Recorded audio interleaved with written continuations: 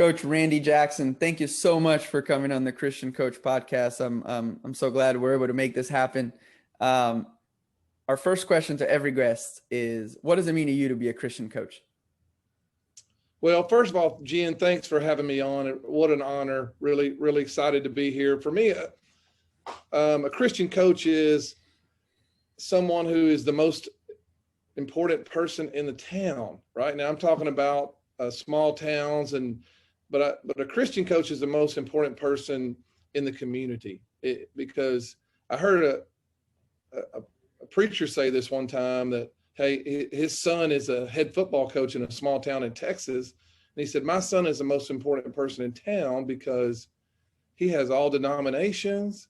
He has a big flock and he's got them for 3 hours a day. So preachers are important and all, but Christian coaches can influence more guys, right? We all know what Billy Graham said about the 22,000, but a Christian coach is the most important person in the community. And I firmly believe God will, like, with much responsibility, or with much power becomes much responsibility. And I think I will stand before God one day and he'll hold me accountable if I did his work or not with all the students that I was in charge of. Yeah. That's a great answer. How have you been able to be that light, be that the messenger to hundreds and thousands of players that you've come in contact with? What are some of the things that you do on a regular basis that allow you to then be able to pour into your athletes? Well, I'm at a public school, so I think there's a tightrope there. That's right. But I think that's even more important because at a private school, a Christian private school, of course, everything's important, but we've got kids who have never darkened the door of a church. And so there's two things I would like to share is I think it's your everyday walk. I think you want kids to look at you and say, hey, there's something different. This is how I want to be. I guess there's three things: your everyday walk, how you carry yourself. They ought to see something different about you. Your coaching staff would be number two. So I can't hire people. I can't interview people and ask them a whole lot about their faith, but you just kind of know. Yeah. So my coaching staff is a bunch of guys who are go to church and walk the walk. And then number three is you have to help mentor them. So we have an intentional group called Breakfast with Champions, and it's every game day morning. And what we do is we get adults in our community to adopt a kid for the year or for the season. Mm-hmm. And we have breakfast. These guys bring breakfast. They sit with their player, and we have a speaker. And a lot of times it will be a youth pastor. It's going to be a devotional. So it's a time where our kids will hear. I mean, we've had kids get saved at this, right? And again, we're at a public school, so there's a tightrope there to walk, but our guys are exposed. And so I think it is how you carry yourself, that they see it in you, the people you hire, it's got to be a part of it. And then who else can you put in front of them to help expose? And so we try to do it with a three-pronged system. Yeah. How have you been able to, and we have a lot of high school coaches that listen to that might be wondering, how can I find some assistant coaches that are followers of Christ without actually straight up asking them? Do you have any tips or anything that coaches can be looking for during the interview process? I think it's easier said than done. For me, now I've been doing this for a while, so I have a network, but most of the time I can call someone and you can find out about them, right? Of a lot of things. Yeah. Also, I think when you interview, you talk about your faith and you talk about what drives you. You talk about the program. And so I think for sure they're going to know what we're about.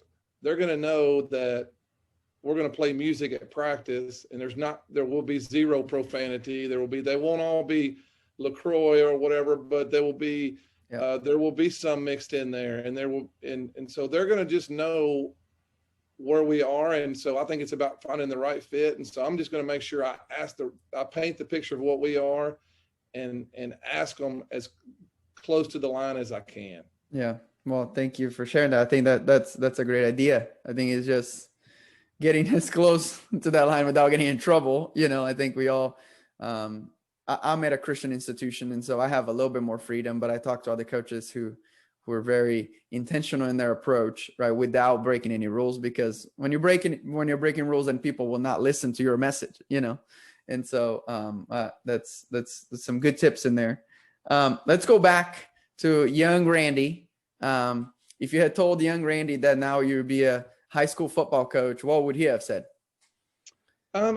My dad was a coach. Okay. So I grew up in a small town, a town called Tenaha, Texas.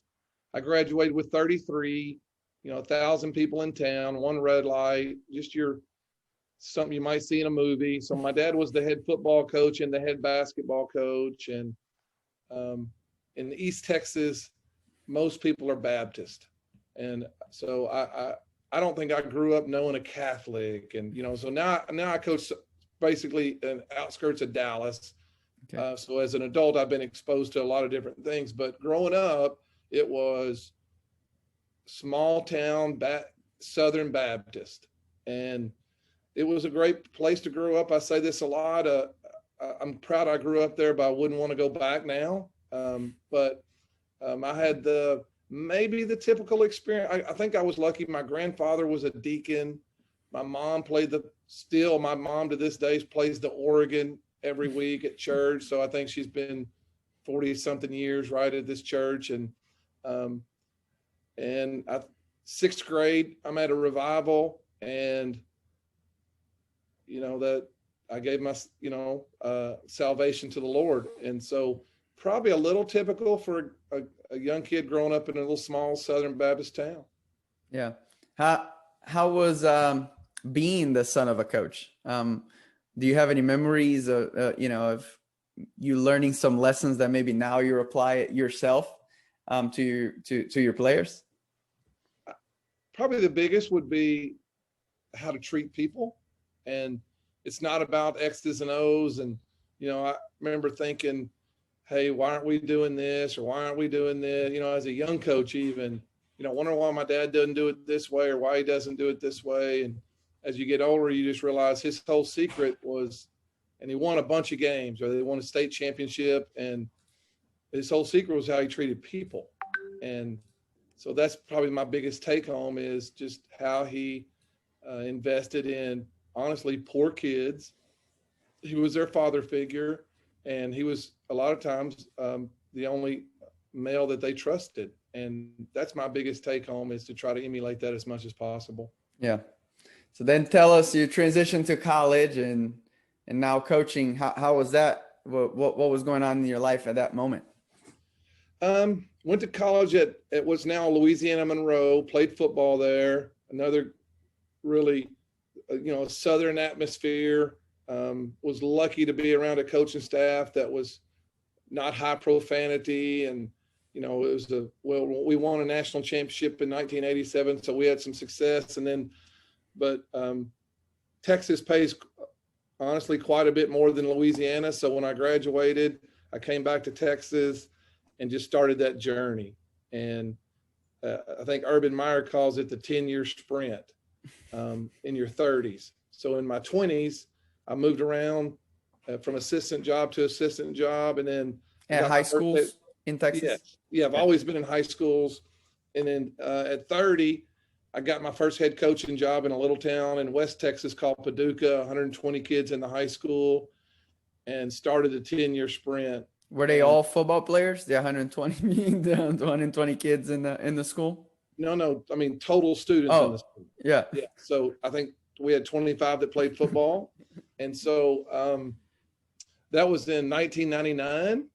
And in 2000, so the smallest school in the state, or, the smallest classification. Yeah. And again, got on the 10-year sprint. And in 2013 was the head coach at the largest school in the state, Plano East, with 6,000 students.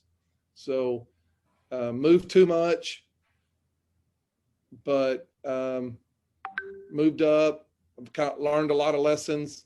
And now, I think my biggest take home I could share is it's not about being at the biggest, it's about being where you're the best fit. So Forney is 2,000 students, North Forney High School is 2,000 students, a lot more socioeconomic type of people that I'm more comfortable with. But yeah, I've been at, from the smallest to the biggest, and none of it matters unless it's the right fit. Yeah. What was going through your mind and going through school to school, right? Why did you make those moves? And what was God teaching you through those moments as well? Well, excuse me. That's right. I was moving up, right? So I went from 1A to 2A to a bigger 2A, got fired my third school, started back as a freshman coach, went back to 2A, got to a 4A job. And just to be real transparent with you guys, I was married 22 years and she lived in 15 houses. That's crazy. And she never, so in 2018, she told me she'd had enough and filed for divorce. And so I think the big lesson in this is, I never made her feel more important than my job. And so I think what you have to do as a coach is do what you do. Like go, you got to move. A coach that's going to say, I'm going to live in this one house and grow in the profession is probably delusional. So you have to move, but you have to do it in such a way, not as much as I did. And I chased too hard. And then you got to do it in such a way too, where your wife or your spouse never feels like they're not as important. I think I got on that 10-year sprint. I started having success, and it just became I don't know if it's a drug, maybe, if you will, or, my mistress was success. And so I think that's probably what God has taught me looking back. We can always have 2020 looking back, but be careful, right? Be careful getting in that 10-year sprint. Be careful of thinking that next job is going to be the magic one. Find the place that's the right fit. Make sure your spouse knows she or he's more important. And I think it'll be more fulfilling. Yeah. Well, thank you so much for being vulnerable. I think if we're all honest with ourselves, I think we, as coaches, have to struggle with that on a daily basis, having their priorities right, and acting on those priorities. We can say the priorities are there, but if we're not acting upon them, then that it becomes an issue. It's just how we're made, right? We're high achievers. So anybody listening to this is a growth mindset coach. So we're all trying to get better, and it's hard to flip that switch. Someone told me this: when you get home, leave your phone in the garage for 2 hours, and then you can be present at home. Yep. But for me, and it's probably this way for you in tennis, it's just encompassing. Like, there's just always something you can do, and you love it. Correct. You want to get, it's just, it's in your DNA. But you got to find a way to put that phone in the garage and just be present, and, don't just let it be 24/7. Yeah. I think that's the key, is we feel the need to be on 24/7, be on our phone. There's always recruiting, or there's, team issues, or there's always something that you can be doing. There's definitely always something you can be doing. But I think the successful coaches, the true successful coaches, are the ones who are able to separate a little bit, right? And be present wherever they are. And I think this, like, 2020 COVID year definitely taught me that, because then I wasn't able to coach. I wasn't able to go out recruiting. I wasn't able to do a lot of things. And God forced me to take a break and review all the priorities that I said I had, and really start acting on them. Just got to be where your feet are, right? Yeah. Just be where your feet are. And it's so much easier said than done. But that would certainly be something I encourage everybody to do, is don't let it eat you up. Yeah. Thank you so much for being vulnerable and sharing that. Now you started a website. When did you start the website, and why did you start the website? And where are you at with it right now? Well, in 2015, so here's what like what happens with most people in 2013. I was at the biggest high school in Texas, Plano East. Was not happy. Only stayed a year. We went 5-5, but that wasn't, the system was not, I just wasn't a good fit. So I leave there and go to Grapevine, which is right by the DFW airport. It's the only reason I mention it. But so I go to Grapevine, and we're bad, right? So I had 2 bad years in a row. And so I hired a coach, which is what we should all do. You shouldn't wait till you're miserable to hire one. So I hired a coach named Brian Kane. He's a peak performance guy. And so I worked with him about a year, and he told me I should write a book. And so I wrote a book called Culture Defeats Strategy, and really was trying to sell 100 copies. But I've sold about 9,000 copies now. It's done really well. But that's where my website started, was to sell books. I've written another book called Culture Defeats Strategy 2. And then just to be real transparent with you guys again, when my ex-wife said, hey, I want a divorce. Well, she's going to take some of my retirement. And I thought, I got to start making some money, but with a side hustle. So I started selling resources on my website. I'm a big believer, this is a little side note, but I'm a big believer in team meetings. Coaches should have a short team meeting with their team every day, and there should be a movie clip in it. That from Jesus teaching with parables, we are all programmed for stories to resonate with us. And so I got to sit in on a PJ Fleck team meeting one time at the University of Minnesota football, and he talked about movie clips. And so I sell those type of things. Here's some leadership lessons with movie clips embedded. And so I've done pretty good. And then here last few months, I've started a mastermind, which is I have speakers. It's an interactive podcast like this, but we Zoom, and our members can ask questions. We go to small breakout rooms later. So there's just some of that kind of stuff, just entrepreneurial stuff, but all of it is to help serve coaches. That's cool. That's cool. What have you seen recently, since you work with so many coaches, the biggest struggles that coaches are facing in today's game and today's society? Oh, that's a good question. Probably, it's probably just navigating our society with parent meetings or players, right? Expectations and the specialization.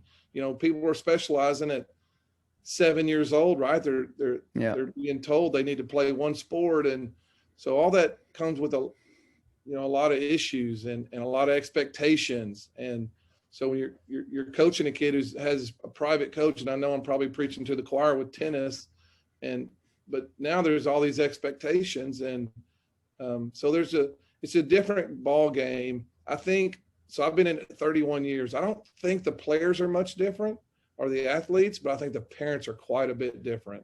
So I just think that's probably the biggest thing. Like with our mastermind, we get to have small, like I say, we have conversations, and I got guys all over the country, and we talk about issues. We're not talking about scheme issues. We're not talking about how to score a touchdown from the 2. We're talking about how to create that culture, how to get our kids to be not selfish, those type of things that I think it's getting harder every year. Yeah. Well, Coach Jackson, thank you so much for coming on.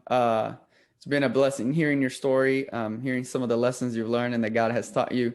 How can people find you, your website, and all the things that you're doing? Well, I'm Twitter. I'm Coach Jackson TPW, stands for Tough People Win. And then my website is CoachRandyJackson.com.